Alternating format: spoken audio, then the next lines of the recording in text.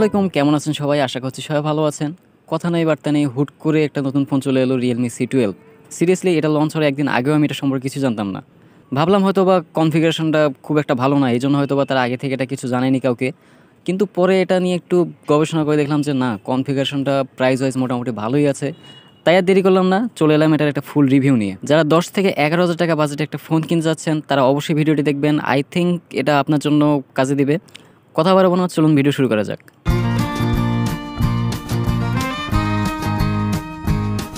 As usual প্রথমে কথা বলবো ডিজাইন নিয়ে। ডিজাইনটা একটু চেনা চেনা লাগবে, কারণ এটা অনেকটা বডি শেপটা হচ্ছে Realme C11-এর মতো। শুধুমাত্র এটাতে একটা ক্যামেরা বেশি দেওয়া আছে আর ফিঙ্গারপ্রিন্টটা দেওয়া আছে আর কালারের ডিজাইনটা আলাদা, এই বাকি সব কিছু Realme C11-এর মতো দেখতে। কিন্তু অনেস্টলি বলতে গেলে Realme C11-এর চেয়ে এই ফোনের ডিজাইনটা আমার কাছে বেশি ভালো লেগেছে। শুধুমাত্র বডি শেপটা নয়, কনফিগারেশনটাও অলমোস্ট C11-এর মতো, শুধুমাত্র কিছু এক্সট্রা নতুন নতুন ফিচার অ্যাড করে দিয়ে এটাকে C12 বানায় ফেলছে। ফোনটা বাজারে দুইটা কালারে পাওয়া যাবে, একটা হচ্ছে রেড কালার আর আমার হাতে আছে ব্লু কালারটা। দুইটা কালারই যথেষ্ট সুন্দর, তবে ইন্ডিয়াতে আরও একটা কালার আছে এটার, সেটা হচ্ছে হোয়াইট কালার, যেটা বাংলাদেশে অ্যাভেলেবল না। ওটা থাকলে আই থিঙ্ক আরও বেশি ভালো হতো। ফোনটার নিচের অংশে উপস্থিত আছে একটা লাউড স্পিকার, একটা মাইক্রো ইউএসবি, একটা মাইক্রোফোন পোর্ট আর একটা 3.5mm এর ইয়ারফোন জ্যাক। ডান অংশে রয়েছে একটি পাওয়ার বাটন এবং দুটি ভলিউম রকার। আর বাম অংশে রয়েছে সিম ট্রে, যেটিতে দুইটি সিম কার্ড পাশাপাশি একটি মেমোরি কার্ড ব্যবহার করতে পারবেন। আর পিছনের অংশে 3টা ক্যামেরা, ফ্ল্যাশ লাইট আর একটা ফিঙ্গারপ্রিন্ট রয়েছে। তবে এই ফিঙ্গারপ্রিন্টের পজিশনিংটা আমার কাছে একটু ঝামেলা মনে হয়েছে। ফিঙ্গারপ্রিন্টের পজিশনটা একটু নিচে হলে আই থিঙ্ক বেটার হতো। অনেক সময় অ্যাঙ্গলটা রিস্ক করতে একটু প্রবলেম হচ্ছিল। তবে যারা বড় হাতে তাদের কাছে খুব একটা সমস্যা হবে না।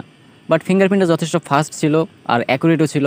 অ্যাটলিস্ট Realme 5i এর চেয়ে অনেক ভালো ছিল। আমি 5i সাথে কম্পেয়ার করে দেখলাম, 5i দেখা যায় যে অনেক সময় হাতে ঘাম লাগলে ঠিকমতো কাজ করে না, বাট এটাতে হাতে একটু ঘাম লাগলেও ঠিকমতোই কাজ করে। আর বাটন পজিশনিংও ঠিকঠাকই আছে, এটাকে নিয়ে কোনো কমপ্লেন নেই। বাজেট ফোন তাই ভেবেছিলাম হয়তোবা লাউড স্পিকারটা খুব একটা ভালো হবে না, হয়তোবা ডিস্ট্রেশন থাকবে, বাট লাউড স্পিকারটা দেখলাম যে ভালোই ক্লিয়ার এবং কোনো ধরনের ডিস্ট্রেশনও আমি তেমন একটা খেয়াল করিনি। ওভারঅল আমার কাছে ভালো লেগেছে লাউড স্পিকারটা।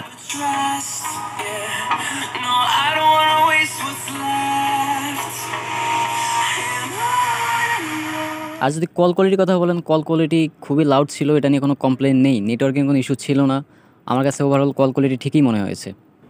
কথা বলি ফোনটির ডিসপ্লে নিয়ে। ফোনটির ডিসপ্লে থাকছে IPS LCD প্যানেলের ডিসপ্লে, আর এটা সাইজ হচ্ছে 6.5 ইঞ্চি। ডিসপ্লে সাইজটা আমার কাছে ঠিকঠাকই মনে হয়েছে, মিডিয়া কারণে দেখার জন্য একটা পারফেক্ট ডিসপ্লে সাইজ। আর ডিসপ্লে সাইজটা খুব একটা বড়ও না, যার ফলে হ্যান্ডি মোটামুটি। আর এই ডিসপ্লেটা 83.1% স্ক্রিন টু বডি রেশিও। আর এটাতে রেজলিউশন হিসেবে থাকছে 720x1560 পিক্সেল, 19.5:9 রেশিও। আর ডিসপ্লে পিপিআই হিসেবে থাকছে 264। ভালো ব্যাপার, বাজেট রেঞ্জের ফোনও কর্নিং গরিলা গ্লাস ব্যবহার করা হয়েছে, তবে কোন জেনারেশনের কর্নিং গরিলা গ্লাস সেটা উল্লেখ করেনি। ডিসপ্লে কালার একুরেন্সি মোটামুটি ভালোই ছিল, মিডিয়া কন্টেন্ট দেখার সময় ভালোই কালার একুরেন্সি প্রডিউস করছিল। তবে পিক্সেলের ঘাটতিটা মাঝে মাঝে চোখে পড়ছিল, বাট রেগুলার ইউজারদের এটা তেমন একটা ভোগাবে না। যেহেতু প্রাইসটা 11,000 টাকা, সেহেতু 1080 পিক্সেল তো কেউ দেবে না, 720 পিক্সেলই দিবে। এই সামান্য ঘাটতিটুকু মেনে নিতেই হবে। এছাড়া ফোনটার ব্রাইটনেসটাও মোটামুটি ঠিকঠাকই ছিল, ডিরেক্ট সানলাইটে ব্যবহার করতে খুব একটা বেশি প্রবলেম হচ্ছিল না। কথা বলবো ক্যামেরা নিয়ে, তবে তার আগে একটা ছোট্ট একটা বিরতি নেই। এই ফোনটা আমাদের কাছে পাঠিয়েছে জুবাই টেলিকম, উত্তরা আমি কমপ্লেক্স, তাদের শপটি রয়েছে। এই ফোনটি কিনতে চাইলে অবশ্যই তাদের সাথে যোগাযোগ করতে পারেন। তাদের কাছে এই ফোনটি ছাড়া অন্যান্য সকল ব্র্যান্ডের সকল ফোন পেয়ে যাবেন। তাদের শপ অ্যাড্রেস এবং ফেসবুক পেজের লিঙ্ক ডিসক্রিপশন বক্সে দেওয়া থাকলো। এই ফোনটার ব্যাক ক্যামেরা থাকছে টোটাল 3টা ক্যামেরা। মেন ক্যামেরা 13 মেগাপিক্সেলের, যার অ্যাপারচার 2.2, একটা আছে 2 মেগাপিক্সেলের আজাইরে বিএনডাব্লিউ লেন্স, আরেকটা আছে 2 মেগাপিক্সেলের আজাইরে ম্যাক্রো লেন্স। পিকচার কোয়ালিটি মোটামুটি ভালো ছিল, তবে মাঝে মাঝে ওভার স্যাচুরেট করে ফেলার একটা রোগ আছে।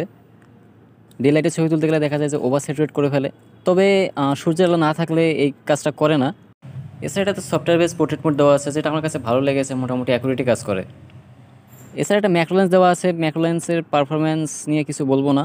আর এটা আছে বিএমডাব্লিউ লেন্স, আসলে এই লেন্সের কাজ আদৌ যে কী আমি সেটা নিজেও জানি না। রাতের বেলা ছবি তুলতে গেলে নয়েজের দেখা পাবেন।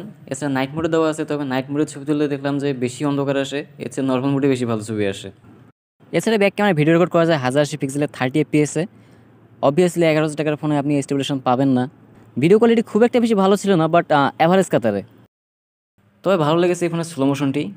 বাজেট রেঞ্জ অনুযায়ী এই ফোনের স্লো মোশনটি যথেষ্ট ভালো।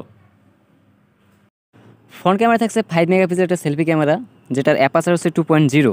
ফ্রন্ট ক্যামেরা দিয়ে ছবি তুললে নিজেকে চেনাই মুশকিল হয়ে যায়, মারাত্মক লেভেলে সুন্দর বানায় ফেলে। তবে হ্যাঁ, বিউটি মোডটা অন থাকলে সেই ক্ষেত্রে, আর যদি অফ করে দেন সেই ক্ষেত্রে দেখা যায় যে শার্পনেসের একটা ঘাটতি চলে আসে। বাট ওভারঅল আপনি রেডি টু আপলোড টাইপের ছবি পেয়ে যাবেন সোশ্যাল মিডিয়াগুলোতে আপলোড করার জন্য।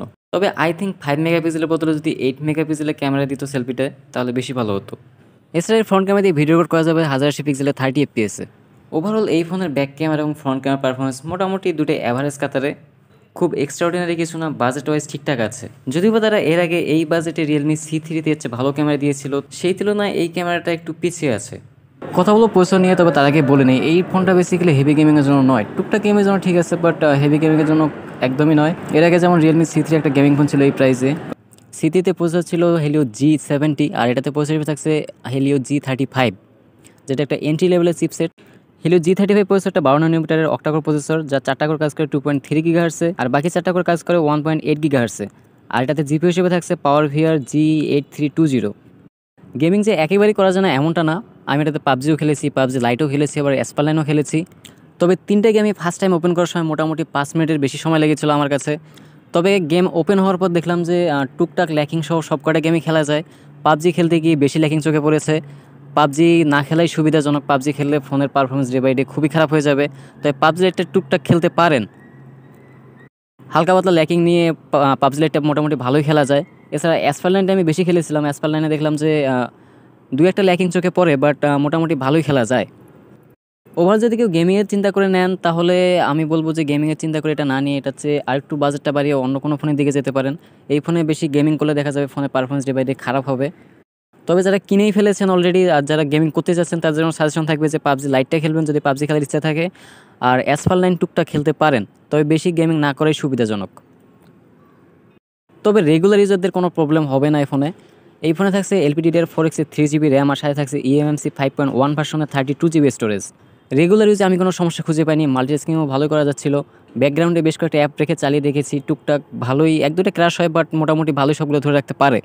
এছাড়া ফোনের টাচ রেসপন্সও যথেষ্ট স্মুথ, কোনো ধরনের ট্রানজ্যাকশন ল্যাকিং আমার চোখে পড়েনি।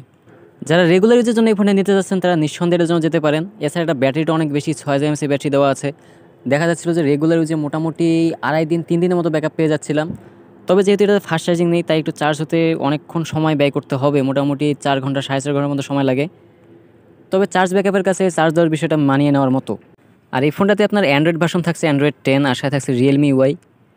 ইউআইটি নিয়ে কোনো কমপ্লেন নেই, ইউআইটি মোটামুটি ক্লিন। তবে যেহেতু 6000 mAh ব্যাটারি দেওয়া আছে, ফোনের ওজনটা একটু বেশি, 209 গ্রাম, হাতে নিলে মোটামুটি ভারী ফিল হয়, বাট এটা কয়েকদিন ব্যবহারে দেখা যাবে যে ইজি হয়ে যাবে। এগুলো ছিল ফোনটার টোটাল কনফিগারেশন। আর এই ফোনটার প্রাইস বর্তমানে বাংলাদেশে হচ্ছে 10,990 টাকা, অর্থাৎ 11,000 টাকা। আর এই ফোনটা দুটা কালারে অ্যাভেলেবল রয়েছে, একটা হচ্ছে ব্লু কালার, একটা রেড কালার।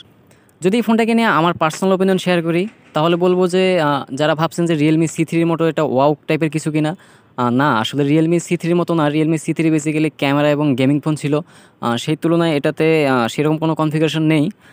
যারা গেমিং পারপোজে নিতে চাচ্ছেন তারা আসলে ইগনোর করতে পারেন।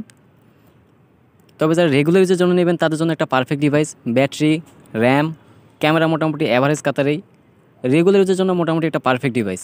এই রেঞ্জে অন্যান্য ব্র্যান্ডের তুলনায় ফোনটাতে যথেষ্ট ভালো কনফিগারেশন দেওয়া আছে। 11,000 টাকার মধ্যে মোটামুটি একটা ভালো প্যাকেজ বলা যায়। যারা নিতে যাচ্ছেন নিতে পারেন, ভালো হবে। আর কথা বাড়াবো না, আজ এ পর্যন্তই। সবাই ভালো থাকবেন, সুস্থ থাকবেন। আর ভিডিওটি কেমন লাগলো তা অবশ্যই কমেন্ট করে জানাবেন। আর যদি ভিডিওটি পছন্দ হয়ে থাকে তাহলে অবশ্যই একটা লাইক দেবেন। আর চ্যানেলে সাবস্ক্রাইব করতে একদম ভুলবেন না। সাবস্ক্রাইব না করলে আমাদের খুব মন খারাপ হয়, সাবস্ক্রাইব করে আমাদের পাশেই থাকুন। সবাই ভালো থাকবেন, সুস্থ থাকবেন, আল্লাহ হাফেজ।